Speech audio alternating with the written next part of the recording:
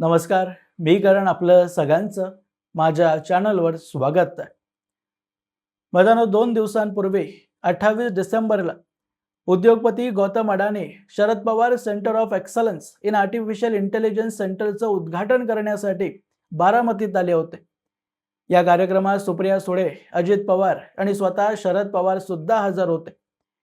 ही एवढीशीच बातमी पुरोगामी पत्रकारांना व ज्यांना गौतम अडाणी आणि शरद पवार यांच्यातल्या संबंधांचा इतिहास माहिती नाहीये त्यांच्यासाठी आश्चर्याचा धक्का बसवणारी ठरली. कारण सध्या भारतात कुठल्याही राजकीय पक्षाकडे नरेंद्र मोदी व भाजपला घेरण्यासाठी मुद्दे नसले की लगेच गौतम अडाणी आणि नरेंद्र मोदी यांच्यातल्या संबंधांचा दाखला देऊन भाजप अडाणींना भारत विकायला निघालाय असा नरेटिव्ह उभा केला जातो. त्याची सुरुवात सर्वात पहिल्यांदा राहुल गांधींनी केली होती. आजही त्यांच्या प्रत्येक भाषणात मोदी आणि अडाणी ही दोन नावं घेतल्याशिवाय त्यांना अजिबात समाधान होत नाही. खरं तर अमेरिकेप्रमाणे प्रत्येक भारतीय व्यक्तीला भारतीय उद्योजकावर गर्व असला पाहिजे जर तो शून्यातून एक कंपनी उभी करतो जी जागतिक स्तरावर भारताच्या विकास यात्रेत बहुमूल्य योगदान करते व देशात लाखो लोकांना रोजगार उपलब्ध करून देते.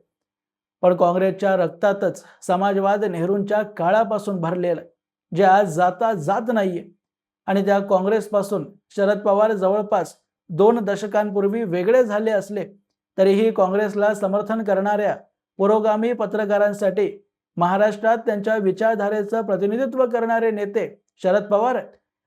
आणि जर तेच त्यांचा कट्टर शत्रू सोबत एकाच व्यासपीठावर बसले असतील तर त्यांना आश्चर्य होणं साहजिक आहे.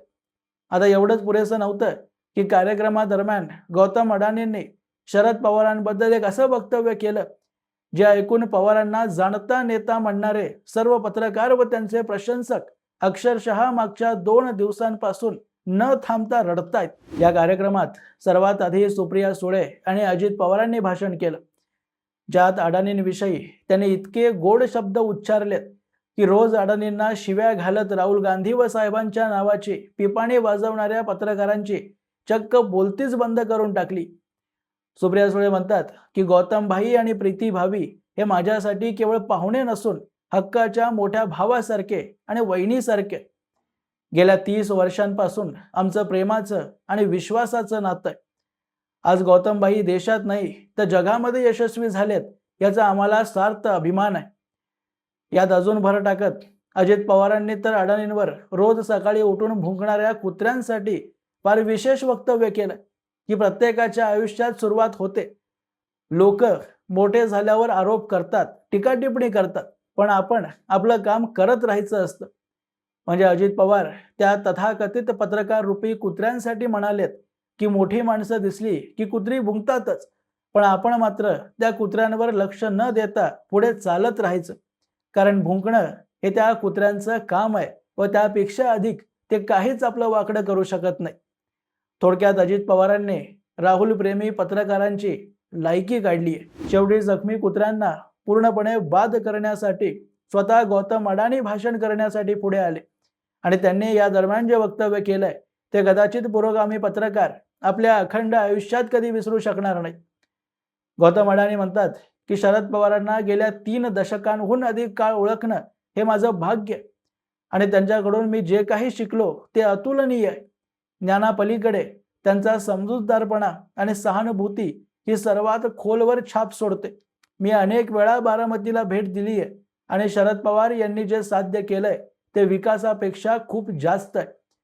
त्यांच्यासारखा नेता चांगलं राजकारण काय असतं हे दाखवतो. अडाणींच्या पूर्ण वक्तव्याशी मी सहमत नसलो तरी या एका वक्तव्यावरून आपल्याला कळतं की अडाणी आणि शरद पवारांचे किती जवळचे संबंध आहे. खरं तर मला हे वक्तव्य ऐकून काही जास्त आश्चर्य वाटलं नाही, कारण ज्यांनी शरद पवारांचं आत्मचरित्र वाचलं असेल त्यांना माहिती आहे की संपूर्ण पुस्तकात शरद पवारांनी फक्त 2च उद्योजकांचं नाव आपल्या पुस्तकात नमूद केलंय आणि त्यापैकी एक गौतम अडाणी आहे. त्यात त्यांनी अडाणींना अत्यंत गरीब घरातून कष्ट करून मोठा झालेला व्यक्ती म्हटलंय, ज्यात मलाही अजिबात शंका नाहीये. पण जेव्हा त्यांचंच पाळीव मीडिया नेटवर्क अडाणींना टार्गेट करतं तेव्हा मला आश्चर्य होतं की यांना माहीत नसावं की ज्या साहेबांसाठी आपण राबतोय त्यांचे किती घनिष्ठ संबंध गौतम अडाणी यांच्यासोबत आहे. आणि केवळ गौतम अडाणीच नाही तर शरद पवारांचे अनेक उद्योजकांसोबत मुख्यमंत्री असल्या काळापासून चांगले संबंध राहिले आणि त्याला मी खूप सकारात्मक दृष्टीने पाहतो, कारण शासकाचं काम शासन करणं असतं. देशाची अखंडता व सुरक्षा शासकाच्या हातात असते आणि ती अबाधित ठेवण्यासाठी जनतेकडे काही मूलभूत गोष्टी असाव्या लागतात, ज्यापैकी रोजगार सुद्धा एक आहे. पण तो रोजगार उपलब्ध करून देण्यासाठी व त्यासोबत देशाची आर्थिक प्रगती करण्यासाठी सरकार स्वतः उद्योजक होऊ शकत नाही, कारण ते काम सरकारचं नाहीये. आणि जेव्हा जेव्हा ते काम करण्याचा प्रयत्न एखाद्या सरकारने केलाय त्यावेळी तो देश कोसळलाय. काही लोक आता चीनचं उदाहरण मला देऊ शकतात, पण लॉंग टर्म गेम मध्ये चीन सुद्धा टिकू शकणार नाहीये, कारण सरकारमध्ये एकदा का भ्रष्टाचार वाढला की त्या कंपन्याही कोसळतात. त्याचे उदाहरणं तुम्हाला भारतात अनेक सापडतील. आणि अशा परिस्थितीत दूरगामी लक्ष्य साध्य करण्यासाठी खासगी कंपन्यांचं मार्केटमध्ये येणं अत्यंत आवश्यक आहे. जसं अमेरिकेत गुगल, मायक्रोसॉफ्ट, टेस्ला अशा अनेक जगप्रसिद्ध कंपन्या आहेत. पण याचा अर्थ हा सुद्धा नाहीये की त्या कंपन्यांना इतकी जास्त खुली सूट दिली जाईल जेणेकरून ते ईस्ट इंडिया कंपनीप्रमाणे देशालाच टेक ओव्हर करतील व त्यांनाच स्वतः शासक होता यावं. आणि कधीही असं होऊ नये यासाठी सरकारचं काम असतं की कुठल्याही कंपनीची मार्केटवर मोनोपोली होता कामा नये. आणि ते करण्यात शरद पवारांचं महाराष्ट्रात फार मोठं योगदान आहे. पवारांनी व त्यांच्या नेत्यांनी किती भ्रष्टाचार केलंय ही एक वेगळी गोष्ट आहे आणि त्याविषयी मी अनेक वेळा माझ्या व्हिडिओमध्ये बोललोय. पण हे सुद्धा तितकंच खरं आहे की त्यांची सरकार असताना केंद्रातल्या वाजपेयी सरकारसोबत मिळून महाराष्ट्रातलं IT सेक्टर मोठं करण्यात शरद पवारांची फार मदत झाली होती आणि ते कोणीही नाकारू शकत नाही. त्यामुळे शरद पवार, नरेंद्र मोदी अशा नेत्यांना उद्योजकांसोबत संबंध ठेवावे लागतात, कारण त्यातच देशाचं हित लपलेलं आहे. पण पवारांचे समर्थक पत्रकार समाजवादी, कम्युनिस्ट विचारधारेचे, ज्यांना अडाणींचं मोठं होणं पाहवत नाहीये, कारण या पत्रकारांची फंडिंग अमेरिका व चीनमध्ये बसलेल्या कंपन्यांद्वारे होते आणि त्यांच्यासाठी अडाणींसारख्या एका भारतीय व्यक्तीचं जागतिक स्तरावर इतकं मोठं होणं काही आनंदाची बातमी नाहीये. पण आज अडाणींनी चक्क शरद पवारांनाच आपला गुरु सांगून या सर्व देशद्रोही पत्रकारांची बोलती पूर्णपणे बंद करून टाकली.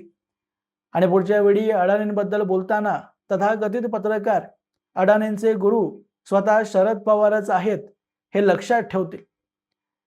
अजून मित्रांनो, याबद्दलची तुमची मतं तुम्ही मला कमेंट बॉक्समध्ये अवश्य लिहून कळवू शकता आणि अशाच माहितीपूर्ण व्हिडिओज पाहण्यासाठी माझ्या चॅनलला सबस्क्राईब जरूर करा.